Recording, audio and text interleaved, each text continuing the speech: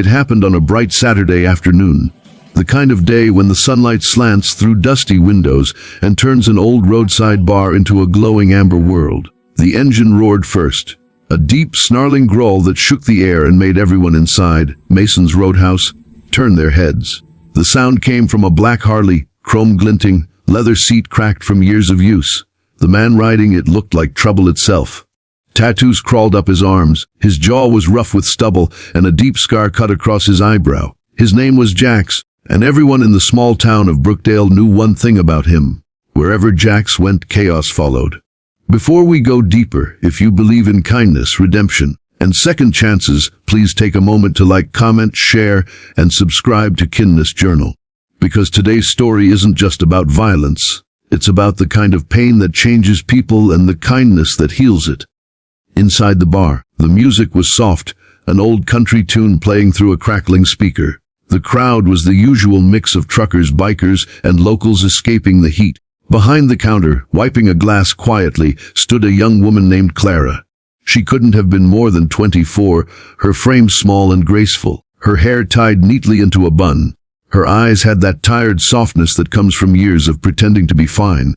She worked the morning shift every day, smiled through the insults, and kept her head down when men like Jax walked in. But that day, fate didn't want her to stay invisible anymore. Jax swaggered in, boots heavy, jacket reeking of gasoline and smoke. He dropped onto a bar stool, slammed a few bills down, and barked, "Whiskey." "Double." Clara poured it quietly, her fingers trembling slightly. She'd seen men like him before. They liked to test people, to dominate the room. But something about Jax was different. He didn't just look mean. He looked broken. His eyes were red-rimmed, like he hadn't slept in days, and there was a twitch in his jaw every few seconds, like he was holding back something violent. He downed the whiskey in one shot, slammed the glass down, and muttered, "Keep 'em coming." Clara nodded. "You've had a rough day, huh?" He glanced up at her sharply. "You have no idea." She smiled gently, that kind of quiet empathy only people who've suffered know how to show. "Maybe not. But I can listen." For a second, he just stared at her, confused. Nobody had spoken to him like that in a long time. But the bar was full of eyes, and men like Jax didn't like feeling seen. By the third drink, his walls started cracking. His voice grew louder, his movements rougher. "You think you know pain, waitress?" He snarled suddenly, grabbing his glass so hard his knuckles went white. "You think smiling makes you strong. It doesn't. It just hides the truth." Clara stepped back, her eyes darting around. Everyone froze. The music played on, a trembling guitar string filling the silence. Then, out of nowhere, Jax slammed his hand down on the counter and barked, "Don't walk away when I'm talking to you." He reached across the bar, grabbed the edge of her shirt, and yanked. The sound of fabric tearing cut through the bar like a gunshot. Her white uniform ripped open down the shoulder, and the entire place went dead silent. What he saw stopped him cold. Underneath her torn shirt was not a bruise, not a tattoo, not a scar of violence, but a faded patch sewn right into her undershirt. It was the same kind of patch he used to wear years ago, stitched with the words, "Hope Riders Children's Cancer Fund." Everyone froze, watching his hand drop as his eyes widened. She quickly covered herself, shaking, her face pale. But Jax wasn't breathing. His entire body went still. "Where did you get that?" he whispered, his voice breaking. Clara stepped back, confused and afraid. "It was from the foundation that saved my brother's life." "Why?" Jax's hand trembled as he pointed to the faded patch. "Because that's my foundation. I made that patch." And suddenly, the room wasn't filled with fear anymore. It was filled with silence. Years ago, before he became a man everyone feared, Jax had been someone else. He'd been a mechanic, a volunteer, a man who rode from town to town raising money for sick children. His little sister, Maddie, had died from leukemia, and after that, he'd dedicated his life to helping others. Until one night, drunk driving took his best friend's life, and the guilt had turned him into this version of himself. A wanderer, a ghost, a biker who drank away the pain. Now, standing before him was a waitress who carried the only proof that his good deeds had ever mattered.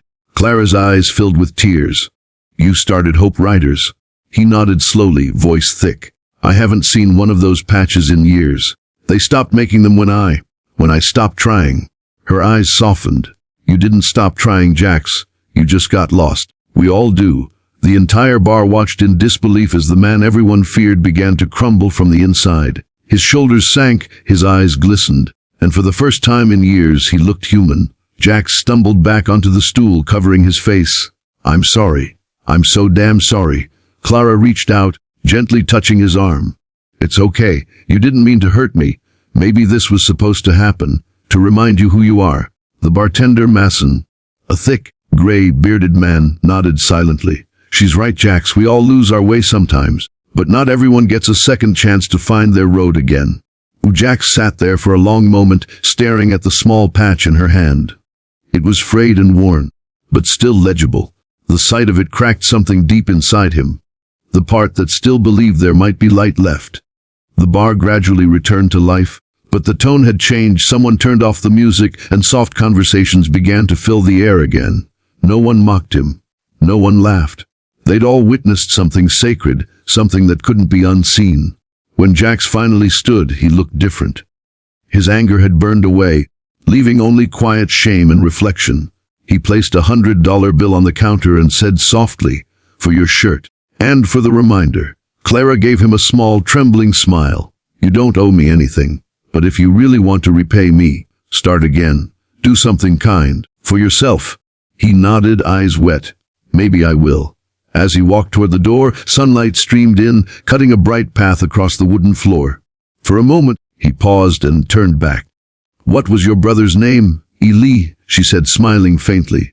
"He's alive and doing well, because people like you didn't give up back then." Jax blinked hard. "Then maybe it's time I stop giving up too." He pushed open the door, the Harley's engine roaring to life once more. But this time, the sound didn't carry the same menace. It sounded like hope, like a man trying to rewrite his story. Days turned into weeks, and Jax became a ghost of rumor again. Except now, people started noticing something new. Anonymous donations to children's hospitals, free repairs for families in need, food left at shelters with no name. And every package carried a familiar mark, stitched in rough thread, "Hope Riders." Months later, one bright afternoon, a brand new patch arrived in the mail for Clara. No note, just a patch, freshly sewn. It said, "Hope never dies. Keep riding." Tears filled her eyes as she pinned it beside the old one on her apron. She didn't tell anyone, but deep inside, she knew exactly who sent it. And in that knowledge she found peace, not just for herself, but for a man who once believed he was beyond redemption. Because sometimes, the universe doesn't send angels with wings, it sends broken bikers with heavy hearts. And sometimes, kindness doesn't need a reason. It just needs one reminder of who we used to be.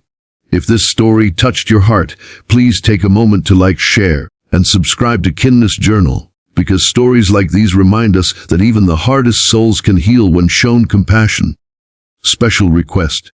Comment below, what's one act of kindness that changed your life or someone else's? Let's fill the comments with hope today.